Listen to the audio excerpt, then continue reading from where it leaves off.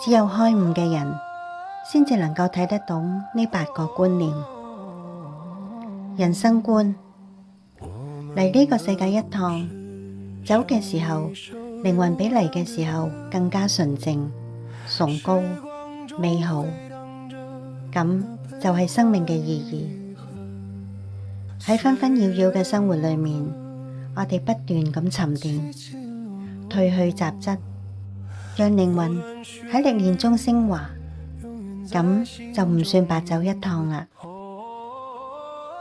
世界觀，世間萬物本來就係能量，無形嘅力量，比如信念、思想，操控住有形嘅物質世界，而內在嘅心境、認知就塑造咗我哋眼中嘅外在天地。所以修好內心，先至能夠擁有更美好嘅世界。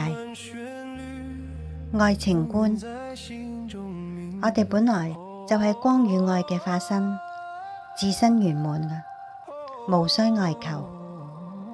而你我相逢係緣分嘅開啟，我滿心歡喜迎接呢一份美好。但係如果要分別，咁就係緣分嘅到頭啦。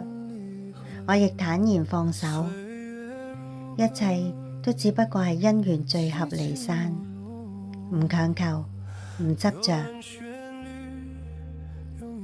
育兒觀，每個細佬哥都有獨屬於佢哋自己人生嘅劇本，我哋要做嘅係尊重佢哋嘅獨特性，引導細佬哥去挖掘佢哋自己嘅天賦，勇敢踏上屬於佢哋自己嘅命運征途，而唔係將我哋嘅期待強加於佢哋。金錢觀，金錢係高能量嘅流動，與其費盡心思去追逐，不如專注咁提升自己，累積福報，提升能量嘅層級。當自身嘅能量足夠，金錢就自然會被吸引而嚟。情緒觀，情緒穩定係一種超能力，遇到煩心事，瞬間就能夠轉念。眼前嘅狀況都係過去行為種落嚟嘅果，我哋接納呢一刻嘅情緒，並且相信所有嘅經歷都係成長嘅禮物，咁壞事都可以變成好事。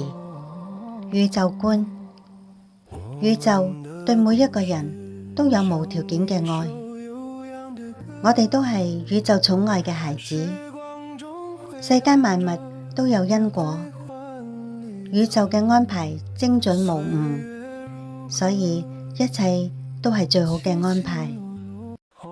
最後係修行觀，一切皆由心生，念頭一轉就係天堂與地獄嘅差別。前一刻迷茫就係凡夫，下一刻覺悟啦就係佛陀。念頭啱啱起就覺察，覺察到啦，煩惱就會消散。修行嘅核心就係修心，學會轉念。